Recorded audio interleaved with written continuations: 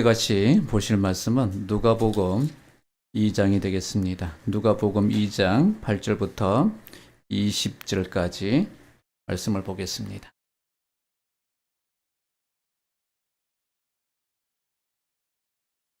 누가복음 2장 8절부터 20절까지 제가 한 절, 여러분들이 한 절. 그 지역의 목자들이 밤에 밖에서 자기 양떼를 지키더니 주의 사자가 곁에 서고 주의 영광이 그들을 두루 비추매 크게 무서워하는지라. 천사가 이르되 무서워하지 말라. 보라, 내가 온 백성에게 미칠 큰 기쁨의 좋은 소식을 너희에게 전하노라. 오늘 다윗의 동네에 너희를 위하여 구주가 나셨으니 곧 그리스도 주시니라. 너희가 가서 강보에 쌓여 구유에 누여 있는 아기를 보리니 이것이 너희에게 표적이니라 하더니 호련히 수많은 청군이 그 천사와 함께 하나님을 찬송하여 이르되 지극히 높은 곳에서는 하나님께 영광이요 땅에서는 하나님이 기뻐하신 사람들 중에 평화로다 하니라. 천사들이 떠나 하늘로 올라가니 목자가 서로 말하되 이제 베들레헴으로 가서 주께서 우리에게 알리신 바 이루어진 일을 보자 하고 빨리 가서 마리아와 요셉과 구유에 누인 아기를 찾아서 보고 천사가 자기들에게 이 아기에 대하여 말한 것을 전하니 듣는 자가 다 목자들이 그들에게 말한 것들을 놀랍게 여기되 마리아는 이 모든 말을 마음에 새기어 생각하니라. 같이 합시다. 목자들은 자기들에게 이르던 바와 같이 듣고 본 그 모든 것을 인하여 하나님께 영광을 돌리고 찬송하며 돌아가니라. 아멘. 예, 오늘은 영광의 자리로 부르심을 받은 성도라는 제목으로 같이 은혜를 나누겠습니다. 여러분들 지금 삶을 살면서 많은 초대를 받아보셨죠? 집돌이 할 때 초대를 받기도 하고 결혼식 초대를 받기도 하고 돌잔치 초대를 받기도 했을 것입니다. 예, 어떤 분들은 대통령 취임식에 초대를 받았다고 SNS에 올리고 아주 좋아하는 모습들을 보기도 했습니다. 오늘 본문은 하나님의 초대를 받은 목자들의 내용을 가지고 있습니다. 이 내용을 가지고 저는 여러분들에게 영광의 자리로 부르심을 받은 성도라는 제목으로 같이 은혜를 나누려고 합니다. 이들은 누구의 부르심을 받았냐면 하나님의 부르심을 받았어요. 하나님의 부르심을 받은 그 자체가 영광스러운 초대이고 또 부르심이다라고 저는 그렇게 보았습니다. 그래서 말씀 제목이 영광의 자리로 부르심을 받은 성도. 이 말씀을 들을 때에 은혜가 되시기를 축복합니다. 할렐루야. 우리 옆 사람들 한 번 더 인사합시다. 메리 크리스마스라고요. 즐거운 성탄입니다. 즐거운 성탄입니다. 그 첫째가 하나님의 초대를 받은 목자들입니다. 주일날 우리는 성탄에 대한 메시지를 들었습니다. 어떤 메시지를 들었나요? 동방 박사들이 와서 경배를 했고 그 이후에 헤롯이 베들레헴 주위에 있는 많은 아이들을 죽이는 사건들을 같이 나누었습니다. 그런데 하나님이 오늘 베들레헴 주변에 있는 목자들을 찾아가십니다. 직접 찾아가신 게 아니라 천사들을 보내서 그들을 만나게 하십니다.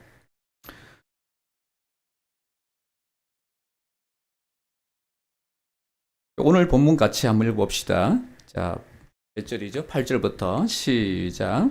그 지역의 목자들이 밤에 밖에서 자기 양떼를 지키더니 주의 사자가 곁에 서고 주의 영광이 그들을 두루 비추매 크게 무서워하는지라. 천사가 이르되 무서워하지 말라. 보라, 내가 온 백성에게 미칠 큰 기쁨의 좋은 소식을 너희에게 전하노라. 오늘 다윗의 동네에 너희를 위하여 구주가 나셨으니 곧 그리스도 주시니라. 너희가 가서 강보에 쌓여 구유에 누워 있는 아기를 보리니 이것이 너희에게 표적이니라 하더니 오늘 이런 배경을 가지고 있어요. 천사가 누구를 찾아왔냐면 목자들을 찾아옵니다. 목자들에게 하는 말이 이런 내용이에요. 무서워하지 말라. 내가 너희에게 큰 기쁨의 좋은 소식을 전한다는 그런 메시지를 목자들에게 전해주고 있습니다. 여러분, 우리가 세상에 있는 여러 소식들, 또 아주 일반인들이 듣지 못하는 소식을 들으면 어떤가요? 아주 굉장한 뉴스 아니에요? 굉장한 뉴스입니다. 또 큰 사람들이 나를 초대했다. 이것도 굉장한 이 영광 아니에요? 근데 오늘 본문은 하나님의 천사들이 누구를 초대하냐면 목자들을 초대합니다. 예수님이 태어나셨는데 오라는 겁니다. 와서 보라는 겁니다. 여러분, 이 사건이 목자들에게는 얼마나 놀라운 사건일까요? 여러분, 이렇게 한번 생각해 보셨습니까? 내가 만약에 대통령의 취임식에 초대를 받았다. 이건 영광스러워 가문의 영광 아닙니까? 근데 하나님이, 그 크신 하나님이 목자들을 초대했어요. 그런데 여기 초대에 헤롯도 아니고 대제사장도 아닌 목자들입니다. 근데 이 목자들이 대단한 사람들인가? 그렇지 않아요. 우리는 목자 이러면 양떼 목장을 생각합니다. 그리고 양들을 막 100마리, 200마리 많이 치니까 부자겠다라고 생각하는데 그 당시에 목자들은 신분이 굉장히 낮았어요. 또 자기들의 양떼를 지키기보다는 위임받아서, 그러니까 사꾼 목자들이 돈을 받고 그리고는 다른 사람들의 양을 쳐주는 가난한 사람들입니다. 신분이 낮고 가난한 이 목자들을 하나님이 천사들을 보내서 이 영광스러운 자리에 초대를 한 겁니다. 목자들의 입장에서는 굉장히 이건 귀한 사건이고 놀라운 사건인 겁니다. 여러분, 이 목자들을 보면서 우리 자신들을 봤으면 좋겠습니다. 할렐루야. 우리도 하나님의 초대를 받을 수 있는 사람들입니까? 오늘 이렇게 예배를 드리면서 노예 하나님 우리를 구원하소서, 하나님의 영광 가운데 우리가 지금 성탄의 예배를 드립니다, 이렇게 할 수 있는 존재들이냐고요? 그런 존재들이 아닙니다. 우리는 연약한 존재요, 하나님의 빛 가운데 갈 수 없는 그런 존재였습니다. 하나님의 은혜를 베풀어 주셔서 우리가 그 영광 안에 이렇게 나와서 예배를 드리고 있고, 그리고 찬송을 드리고 있는 하나님의 초대를 받은 사람들이다. 고린도전서 1장 27절에는 바울이 이렇게 연약한 자들을 불러서서 하나님이 쓰신다, 또 하나님의 은혜를 입혀주셨다 하고 소개하고 있습니다. 한번 같이 읽어봅시다. 시작. 그러나 하나님께서 세상의 미련한 것들을 택하사 지혜 있는 자들을 부끄럽게 하시려고 세상의 약한 것들을 택하사 강한 것들을 부끄럽게 하려 하시며, 하나님께서 세상의 천한 것들과 멸시받는 것들과 없는 것들을 택하사 있는 것들을 폐하려 하시나니 이는 아무 육체도 하나님 앞에서 자랑하지 못하게 하려 하심이라. 예, 하나님의 택하심은 이 목자들이에요. 정말 관심 없는, 능력 없는, 힘 없는, 보잘것없는 그런 사람들에게 하나님의 큰 영광을 보여주시고 그 영광을 드러내시는 걸 볼 수 있습니다. 오늘 우리도 동일해요. 오늘 우리도 정말 보잘것없는 우리들에게 하나님의 영광을 입히셔서 우리 삶 가운데에 이렇게 하나님의 뜻을 드러내고 있다는 것입니다. 두 번째는 천사들의 완전한 찬양의 하모니를 경험하게 하십니다. 여러분, 혹시 천사 찬양을 들어보셨나요? 야, 이건 천상의 노래다, 천사들의 노래다. 왜 이렇게 우리가 본 기억이 있지만 천사 노래를 들은 적은 없습니다. 요즘 제가 즐겁게 보고 있는 TV 프로 하나가 있습니다. Sing Again 4입니다. 그게 보니까 듀엣이 나와서 함을 맞출 때 막 전율이 막 일어납니다. 너무 듣기 좋습니다. 함이 어떻게 이렇게 잘 맞을까? 또 너무 괜찮을 때는 막 소름도 돋습니다. 어떤 때는 눈물까지 흘립니다. 근데 이렇게 노래를 잘하는 가수들이 많이 있는데요. 특히 우리나라에는 참 가수들이 많은 것 같아요. 한두 사람이 아니라. 저도 한 노래 한다라고 생각을 했는데 이분들을 보니까 너무 잘해서 너무 잘해서 야, 이렇게 노래를 잘할까? 그렇게 이렇게 노래를 잘하는 사람들도 실수를 하기도 하고 또 문제가 있기도 하고 그렇습니다. 오늘요, 이들을 찾아온 목자들을 찾아온 이 천사들의 한번 노래를 보자고요. 그 천사들이 이렇게 노래합니다. 13절 같이 읽읍시다. 시작. 호련히 수많은 천군이 그 천사들과 함께 하나님을 찬송하여 이르되 지극히 높은 곳에서는 하나님께 영광이요 땅에서는 하나님이 기뻐하신 사람들 중에 평화로다 하니라. 예, 지금 찬양을 드리고 있는 배경을 한번 보자고요. 들판입니다. 양들이 지금 엄매 하고 있습니다. 코러스를 넣어주고 있는 거죠. 양들이 엄매 코러스를 넣어주고 있고, 저 하늘에는 별들이 막 초롱초롱합니다. 막 떨어질 듯이 막 초롱초롱합니다. 그 초롱초롱한 가운데에 천군과 천사들이 몇 명이 된지 모르겠어요. 막 이놈들이 딱 모여서 노래를 부릅니다. 그 가사가 이래요. 지극히 높은 곳에서는 하나님께 영광이요 땅에서는 하나님이 기뻐하신 사람들 중에 평화로다. 하늘에는 영광, 땅에서는 평화. 제목이 그렇습니다. 하늘에는 영광, 땅에서는 평화. 이들의 찬양이, 이들의 하모니가 여러분 어떻다고 생각하나요? 천사들의 찬양이, 이 하모니가 흠이 있다고 생각하시나요? 가장 완벽한, 이 세상에서는 비교도 할 수 없는 그런 하모니의 찬양을 천군과 천사들이 쫙 올려드리는데, 이걸 보고 있는 목자들의 입에서는 뭐가 나왔을까요? 와, 대단하다. 예, 심사위원들 중에 최고의 칭찬을 이렇게 하더라고요. 참 잘했어. 정말 잘했어. 뭐 이러는데 이 정도가 아니죠. 소름 돋고 막 너무 막 경외로워서 뭐 어떻게 표현할 수 없는 그런 아름다운 천사들의 찬양을 지금 누가요? 목자들이 경험하고 있는 겁니다. 이 영광스러운 자리에 지금 목자들을 놓아두시고 하나님은 이 찬양을 듣게 하십니다. 할렐루야. 사랑하는 우리 성도 여러분, 우리는 이 목자들이 경험한 거 지금 경험하고 있지 않습니다. 아주 약간의 경험, 우리가 찬양을 열심히 부를 때에 때로는 은혜를 크게 받기도 하고 하지만, 여기서는 이런 경험하지만, 그러나 우리는 어떤 존재이냐면 영원토록 이 찬양을, 모르겠어요. 제가 천국 가면 어떻게 될지 모르지만 피가 날 정도로 천사들의 찬양, 천군들의 찬양 계속 듣게 될 것입니다. 우리는 이런 사람이라는 걸 오늘 성탄 메시지를 통해서 좀 전하고 있는 거예요. 우리는 하나님의 초대를 받은 사람이다. 그리고 천군 천사의 그 영광의 찬양을 들을 수 있는, 영원토록 들을 수 있는 그런 존재라는 걸 지금 전하고 있습니다. 자, 봅시다. 계시록 4장 8절에 보면 이런 내용이 있습니다. 네 생물은 각각 6날개를 가졌고 그 안에 주위에는 눈들이 가득하더라. 그들이 밤낮 쉬지 않고, 이 천사들이 밤낮 쉬지 않고 하는 일이 뭐냐면 거룩하다, 거룩하다, 거룩하다. 주 하나님 곧 전능하신 이여, 전에도 계셨고 이제도 계시고 장차 오실 이시라 라고 하면서 계속 날개짓을 하면서 이 찬양을 드리고 있대요. 그러면 구원받은 백성들은요, 저 앞에서 그 찬양을 듣고 있는 겁니다. 영광스러운 찬양을 우리는 매일 영원토록 이 찬양을 듣는 사람들이 누구냐면 바로 여러분들이에요. 이 영광스러운 찬양을 들을 수 있도록 여러분을 초대해 주셨습니다.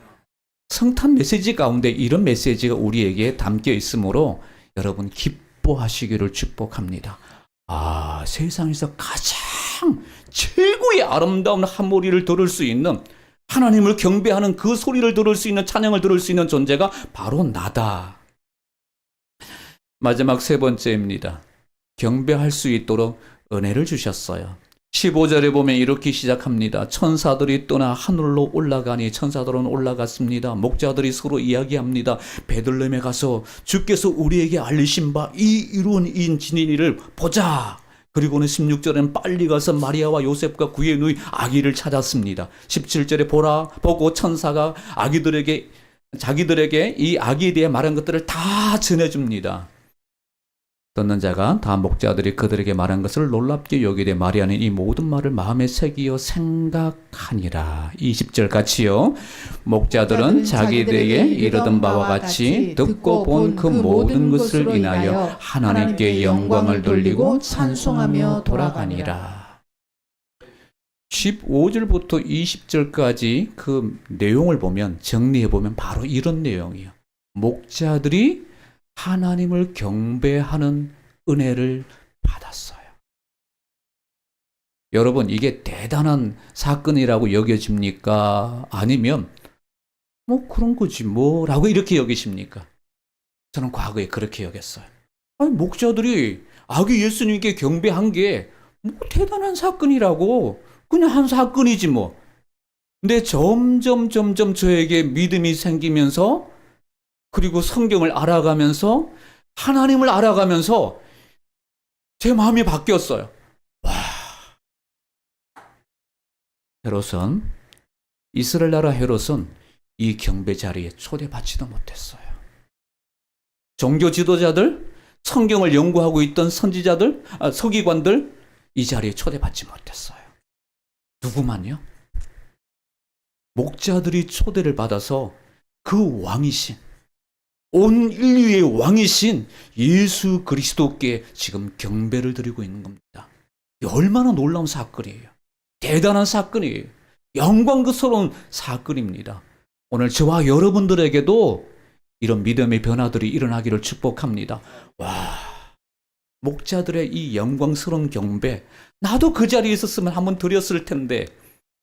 그런데요, 오늘 우리가 그 경배를 드리고 있잖아요. 직접 하나님을 보는 건 아니지만 우리는 하나님 앞에서 경배를 드리고 있잖아요. 우리는 경배를 드리고 있는 걸 참 은혜인 줄 알고 감사하는 성도들이 되시기를 축복합니다. 세 가지 메시지를 전해드렸습니다. 목자들을 초대한 것처럼 하나님은 우리를 초대하셨어요.